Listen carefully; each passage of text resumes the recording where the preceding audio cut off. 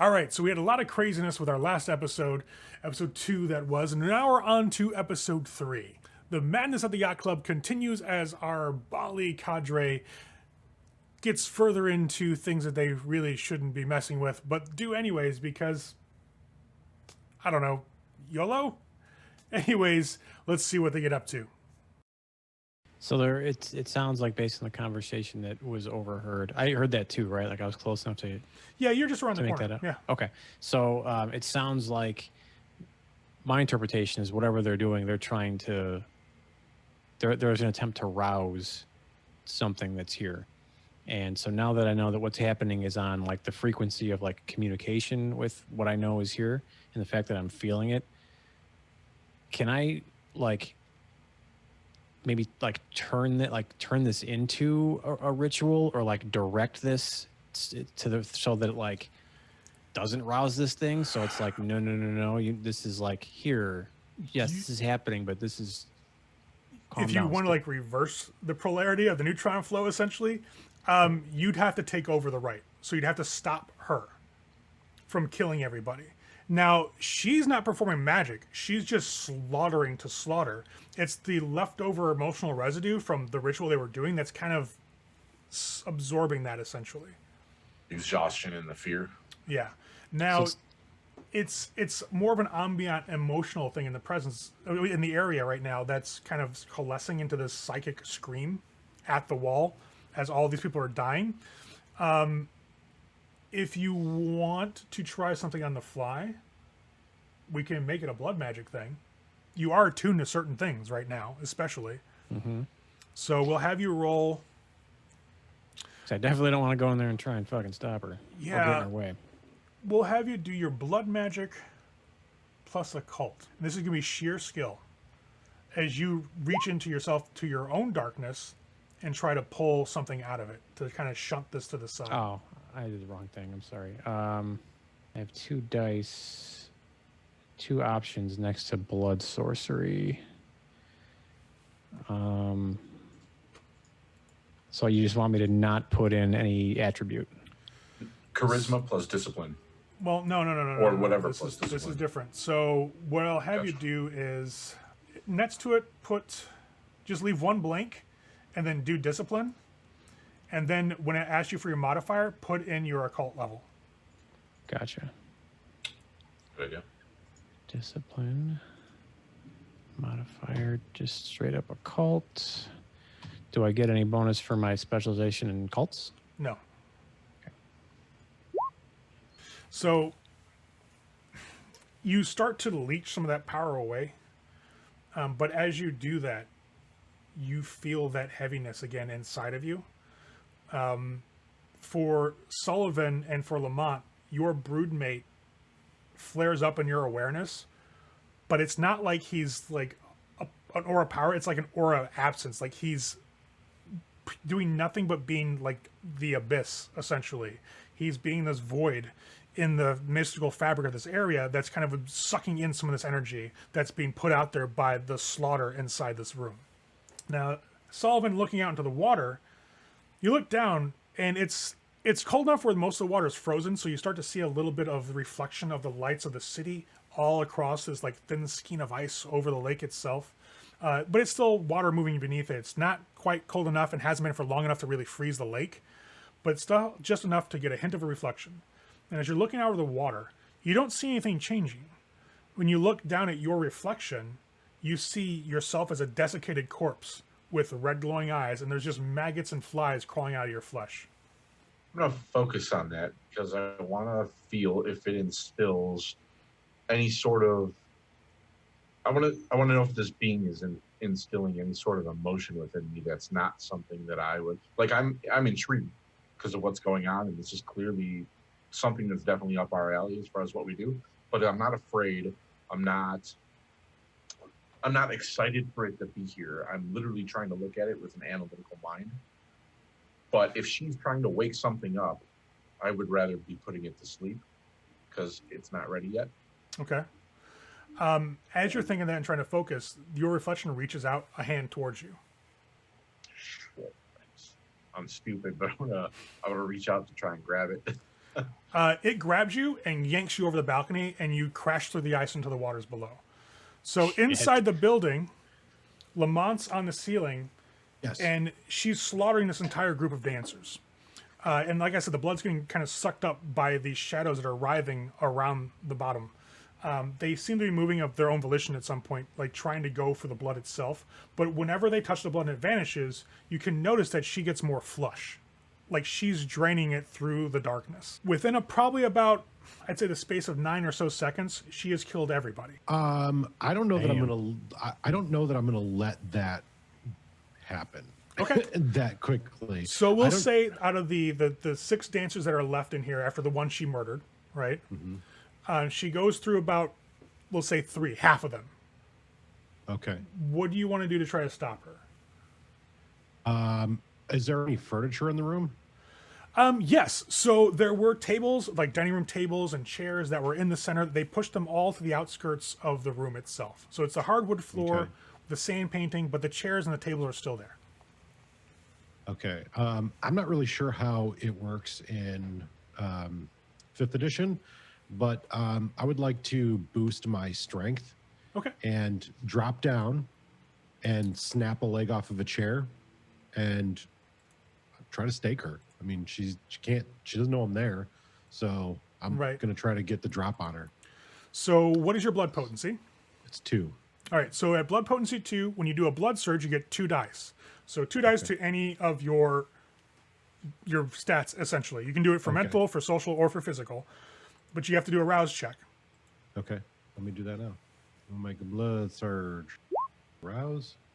I have roused, and I have success. So you have success, so you don't get any more hunger. And you get 2 dots to put wherever you want to in any of your stats. Okay. So dice Well, added through it doesn't blood matter. surge. I'm trying to fucking stake her, and I'll add the 2 dice. All right, so you drop down and you rip the leg off of one of the chairs. And you rush forward and go to stake her.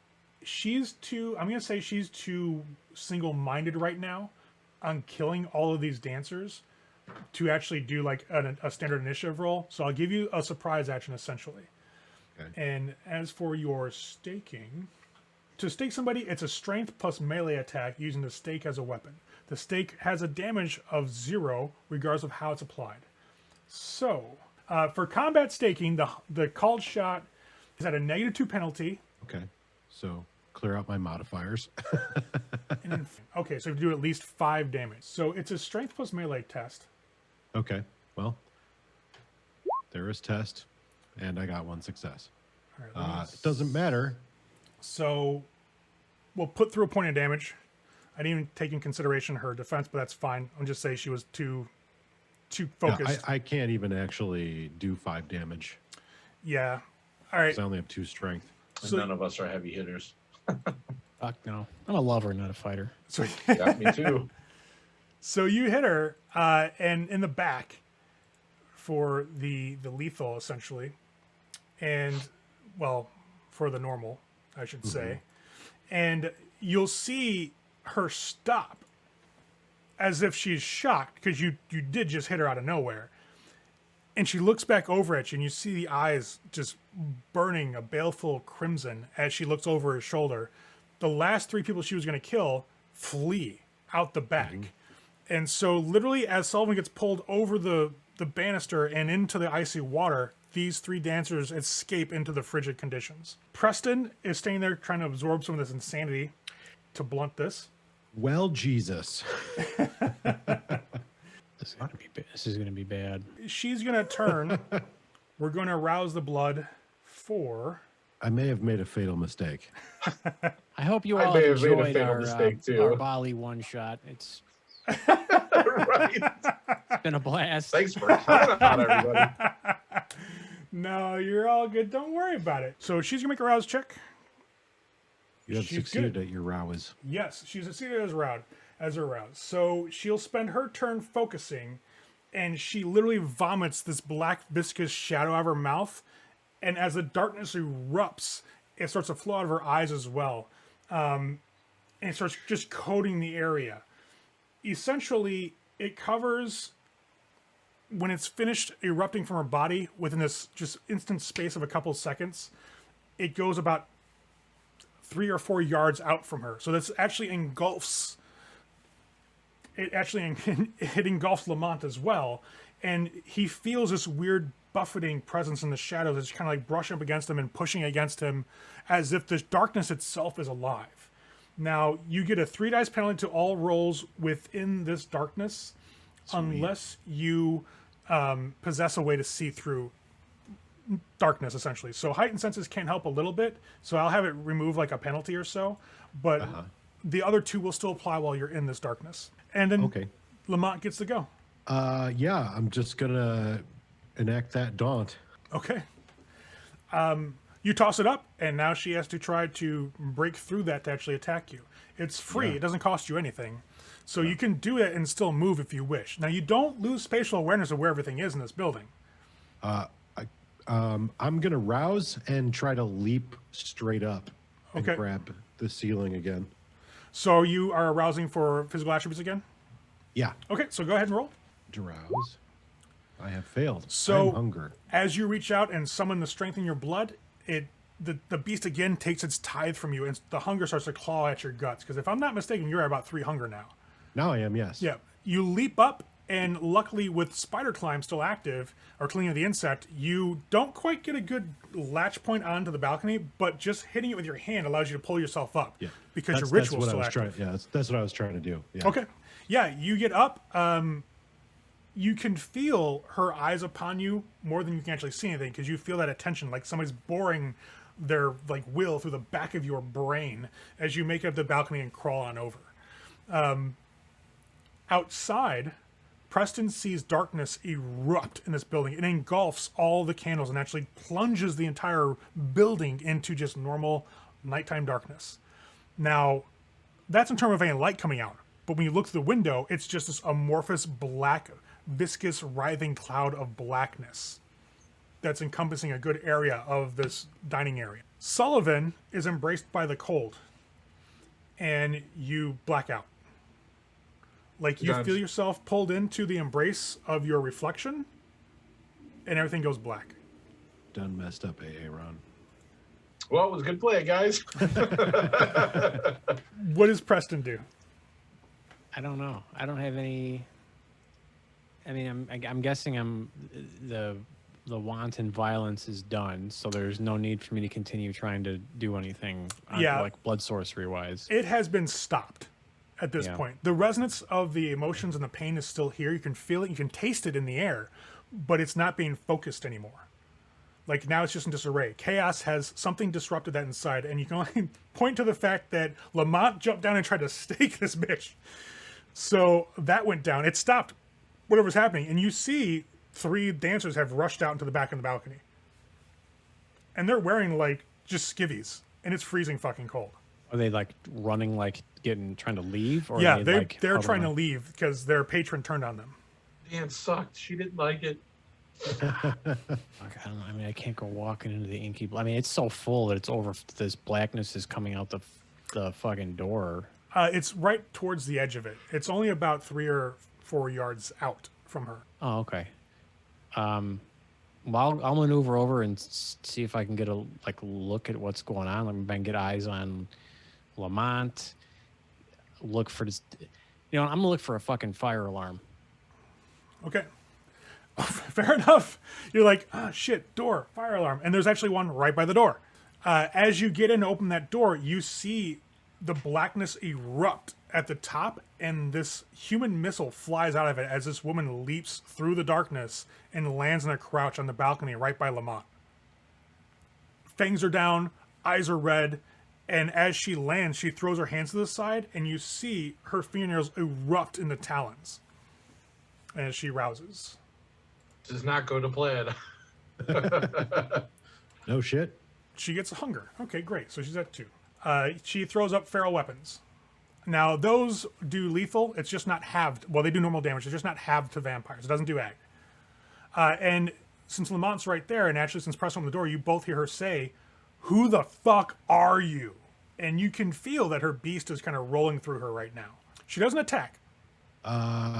Yeah, I don't think I'm gonna stay around to engage in conversation with her. Okay. I think I'm going to run. So you want to flee the way you came in? Yes. Okay. So you jet out. Like she asks her question, you can feel like the rage and anger from her beast kind of just hits you like a truck. You're like, yeah, fuck that, and you bolt. You Yeah, run to I'll the just balcony. bolt along the ceiling. Oh, Yes. That's not fucking creepy at all. cling of the insect, like God. peace out, and you run. She just looks stunned. Like as Preston reaches in, and are you gonna pull the fire alarm? Yeah. You pull the alarm, and you feel that spray of dye hit your hand. And as Lamont is running across the ceiling, like upside down, you see like all the lights start to flash, and the fire alarm, that bell just starts trilling over and over and over again. And when that happens, she screams in pain and claps her ears and goes down on her knees. Now, Preston can pull back easily. As that alarm pulls and she seems to be affected, you see that darkness like writhe and start snapping like into the air, like it's in pain from this massive explosion of sound. I'm using this opportunity to get the fuck out of here. So wherever, if I can see kind of like where Lamont was running, like I'm trying to regroup with my Across like the if he's ceiling. heading that direction, like I can't climb ceilings or walls or anything, but like I'll head if he's going back the way that we came or whatever. Like that's where I'm going because now we have to get out of here because people are gonna come. Where's Lamont? Where are you going? Well, when I get to the edge of the door, I'll go up the wall and I'll just jump. Like I'll jump backwards off the balcony down to the ground floor. Okay. So you'll get down to the ground floor, no problem. And as you can see, looking back up towards the area where you came from, this individual is writhing in pain. Like that, either heightened senses were up or something that has just blown her fucking eardrums out. So yeah, you guys can fair escape essentially, but Sullivan's nowhere to be found right now. We will declare fair escape. Where the fuck is Sullivan? So I'll fucking know. you guys go back to the car. Yeah, I'll go back to the car. Yeah, back to the car. You guys go to the car, and Sullivan's sitting in the car in the front seat, coated in blood.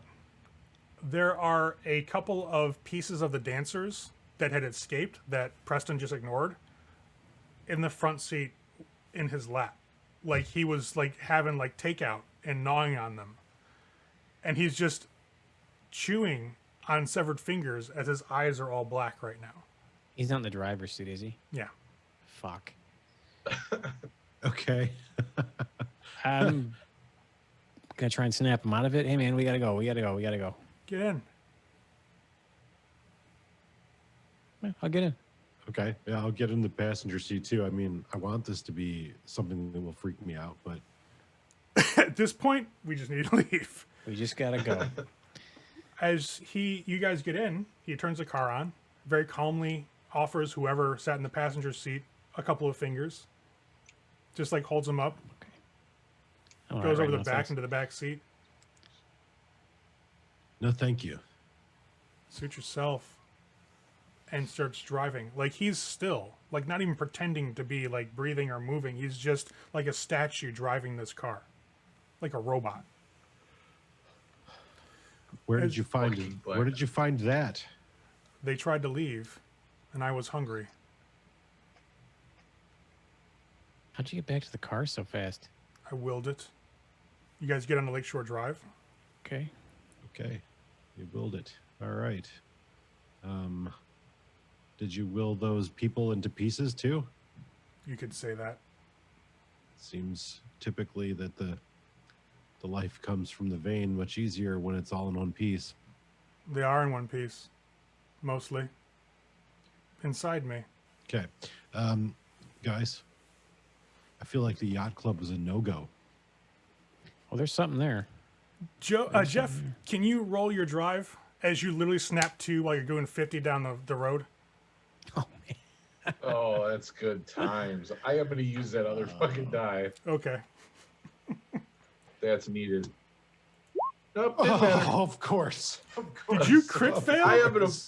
Oh no, you no. just rolled zeros. All right. I'm going to use a willpower again because Okay, go ahead. Good timing. on fucking real. I know where my XP's going. We're buying some drive, people. Yeah, that's the most important thing. Oh, look at that. So literally the last thing you remember is being grabbed by your reflection and brought into its embrace. Then everything went black. You wake up in your car doing like 50 down Lakeshore Drive, and you've got like something wet and hard in your mouth, tastes like flesh and blood, and like you've got one hand on the wheel and a bunch of fingers. What's moreover is you feel more full than you've ever felt. Like not just with blood and your hunger's being sated. By the way, go down to zero hunger. But there's stuff in your stomach that you should not be having in your stomach because you don't eat solid food. But you did. And it's only food in the scarcest sense of the word. Corpse rations. Something like that. Great. I'll literally kind of, when I come to, I'll be like, what happened? We're still kind of trying to piece it together. I'll just kind of push the flesh out of my mouth and my tongue. It's a finger that falls out with the bone still like the first like digit of a finger. You ripped these people apart. Last thing I remember is falling into Lake Michigan. Well, at some point you willed yourself back to the car. I willed myself back to the car. That's what you said. Jeff, you're completely dry. I've been looking in the mirror at my eyes. You're fine. You got blood all over your face. Obviously, it looks like you were eating like a sloppy Joe and just fucking smeared it all over your face. I'll use my sleeve and I'll get it off the best I can while I'm driving to not drive around with fucking blood all over my shit. Right. So this, whatever they were trying to do in there, obviously they were doing it wrong. Everyone knows that. The fuck. But So once, stupid. I think Narissa was her name. Once she got pissed off and started killing all those people in there, something, whatever is at the Yacht Club, was stirring, like taking notice at least a little bit. So I was trying to nullify that. Lamont went in to get a better look, and did she see you or something? Like, did she notice you get pissed? She was murdering everyone, and she was doing so with very reckless abandon, and I thought it was part of some ritual to wake something. I don't know what she was doing. That's but exactly what I think was happening. I wanted her to stop, so I thought I would jam the leg of a chair into her heart, but it was kind of like hitting a brick wall. So it didn't work, is what I'm trying to say. It was a bad idea. Whatever they were trying to appease, whatever she was trying to wake up is in Lake Michigan. That's where I was being pulled to. And then when I looked in the water at the ice, I saw a reflection of myself, but all desiccated and full of bugs and shit, like the botflies. And it reached out to me and ended up pulling me in. And I woke up here with a fucking finger on my mouth. I honestly don't think they knew what the fuck they were doing. No, not at all. Whatever they were doing, though, was definitely touching something. Yeah, the murdering part seemed to be having a real effect, though. I didn't know that was happening. I don't think that was intentional. I think she was just pissed off. Yeah, because she's not... Because she doesn't know what she's doing. Something... I have a feeling that there's more kinship between us than her just not knowing what she's doing. I think she's like us. I agree, but I think she was trying to wake it up. No, she's not of the Malachim.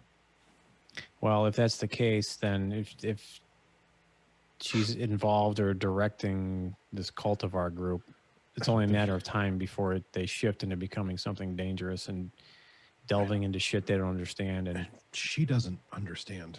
That's the thing. That's the problem. She needs to be stopped, and nobody knows she's here. So as long as no one knows she's here. If she's one of us, we need to let or ask about her from our... I don't think she's one of us in that regard. She's not. I think she's one of us, but she's in opposition to us. Right. So I don't think we need to ask anybody. I think she needs to just be dealt with. But maybe I tried that, and the direct approach is not a smart one. Well, the loud figure something noise out. seemed to incapacitate her. I don't know if that's. I'll keep that in mind. But she's definitely seen me. I don't know if she's seen either of you, but she's definitely seen me. We're heading back, by the way, because Okay. I'm covered in fucking blood and I have fingers in my lap. Back to the Haven? Yeah. All right. So you guys start heading north, driving through the city. Again, at this point, it's probably like 1 o'clock in the morning. So a lot of club goers are now like starting to get into the second leg of the bar hopping. So Lakeshore is just kind of like a quick conduit. So it's a little bit traffic filled as you guys head up north.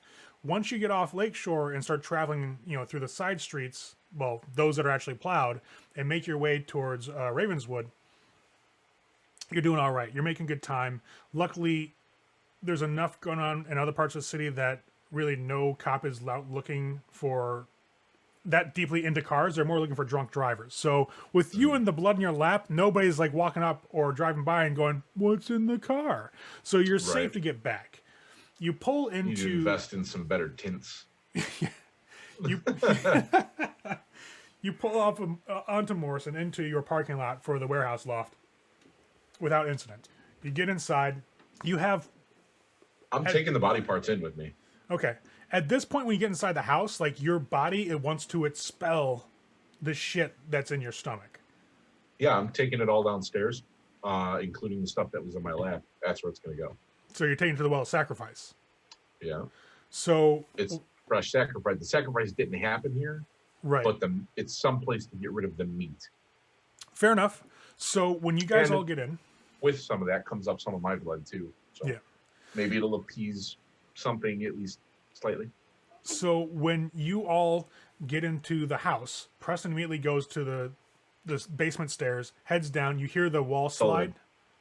Sullivan. I said Sullivan? Jesus Christ. I said Preston, didn't I? Yeah. Sean's doing stuff he didn't even know about yet. And I didn't know either. It's just happening. Maybe I got It's taken happening. over too. I'm rolling with it. So Sullivan heads downstairs. You guys hear the wall panel slide as he goes into the area for the Well of Sacrifice. Now, the Well of Sacrifice, at a level 2 that you guys have it at, is not incredibly impressive, but it does have the essentials of what you need. It's got places around it in a circular pattern for you guys to set up candles. You guys have inscribed in inscriptions into the ground in old Sumerian and other languages. Not that you actually know them, but you know ritualistically this is how this works. I may not be able to comprehend it all, but I know the order it goes into and how the pattern's supposed to look. And that's how you guys set up the Well of Sacrifice. So it's a little imperfect. It's still weak, but it's still there. And when you get to the hole that you guys have started digging into the ground, in reference to the old well in Asher and Chorazin, you start to expel all the bile and all the body parts that you had been forced to devour while you were possessed by whatever it was that got you. And on top of that, you're throwing in the fingers and all the other bits and chunks of viscera that were on you in the car, and you start pouring this all into the well. And as that last bit of material expels itself from your gut, you look down into the pit that you have just vomited everything into, and all the blood starting to congeal and turn black and sizzle. Now, usually when you guys perform a rite around here and it's intoned properly to kind of lull the children to sleep, the final parts of the ritual, something similar usually happens. The offering is changed in some way to let you know that it was done properly and it was accepted.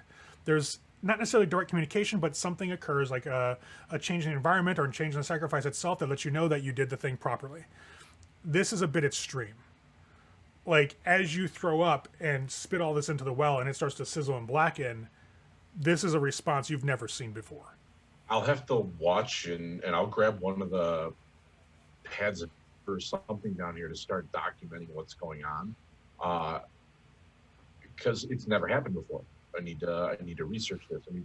This is all learning for me. Like we've got this little sacrifice and we've done some stuff, but this is all new. Like it's all learning experience. So this is new. To understand the children and how to better keep them asleep, I need to understand what's happening in our realm that's making it happen. I guess I don't know. I'm documenting all I can, basically, including what I remember up until I blacked out. As you're writing this down, you start to feel this subtly burning sensation across your chest, just over your heart. I'll pull and look.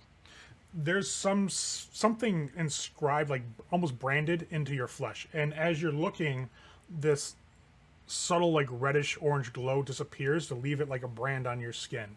It's clearly a very deliberate design, but you don't know what the fuck it says or what it is. I'll do my best to jot it down because I got to research that too. I don't. Okay. At heart, I am like, other than being the social predator, I am an archaeologist, or I was an archaeologist in life. That stuff, the occult, that's what drew me to all this. So, yeah, it's all shit I need to look into. So for Preston, with your newfound connection to whatever's beyond, whenever Sullivan does this and vomits, you feel the well itself accept his offering. You're in tuned, you're a cleric of the void. Not only that, but you have another issue right now that is also connected you even more closely to your patrons. Whether or not you want to wake them up or want to keep them asleep, regardless, you have a stronger connection now because of what happened in the car. This is weird.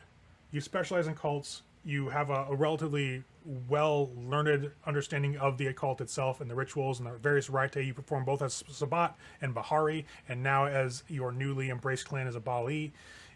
Something about this is off, and it's not quite right.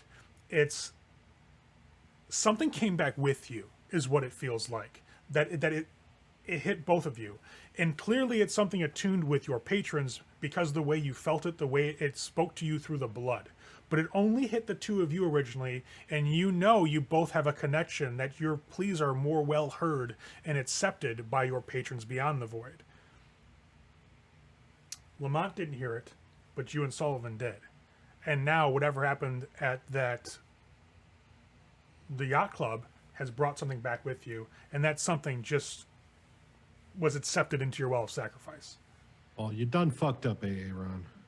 Yeah, I mean, I'll go down to the well to get firsthand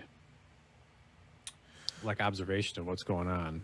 So and to observe like Sullivan's general state and all that.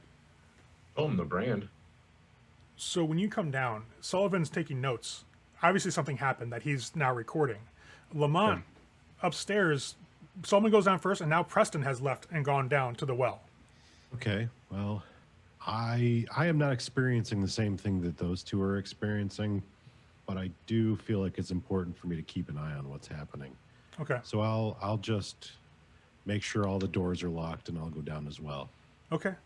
Once you check everything, make sure everything's on the up and up upstairs, you hear Preston kind of descend the stairs and go down into the well. Preston sees that Sullivan's taking notes. You just kind of take a quick look at what's going on down here, and then you hear Lamont's steps coming down the staircase as well. So the inside of the room you guys have the well concealed in is lit by candlelight. No electric light comes down here. It's like tainting the process with something unnatural when you're trying, which is funny because you're reaching out to the unnatural, but you want things to be as sacred down here as possible, and putting electric light down here kind of dilutes the ambiance and the energy in the room. So when you come down into the place where you guys have been putting sacrifices on for the past couple of months, you see that Sullivan's writing in a notebook, and when Preston starts looking around, Sullivan's like, hey, look at this, and pulls his shirt open, and you see this brand across his chest right over his heart. Preston hears that name in the back of his head again. Like literally as you look at it from left to right, you hear that name, Atal Shen, again in the back of your mind, but it reverberates like almost like a weird chill that goes through your spine as it basically speaks itself in your head. Whatever I'll be saying this out loud, whatever connection we now have with something, because it is a something, has now been accepted into this well as sacrifice. So it's been accepted. I don't know what that means, but it's been accepted, and I don't know what that means, and I don't know what this Atal Shen is. But the moment you say that, all the candles in the well of sacrifice room are fluttered and go out completely. And all of you feel like something's staring at your soul. I'm And we'll like, cut fuck. there for the night. Good. Shit. You know better than to speak You parts of said things' it? names. You I know fucking better, said too. it. I fucking know better too. And that concludes our first session and our episode 3 of the Baali Chronicles. Now, we all know not to say the name of the thing that you discover. Sean, poor Preston, decided to say it out loud and left us on a bit of a cliffhanger. So we're going to pick up right where this left off with our next episode.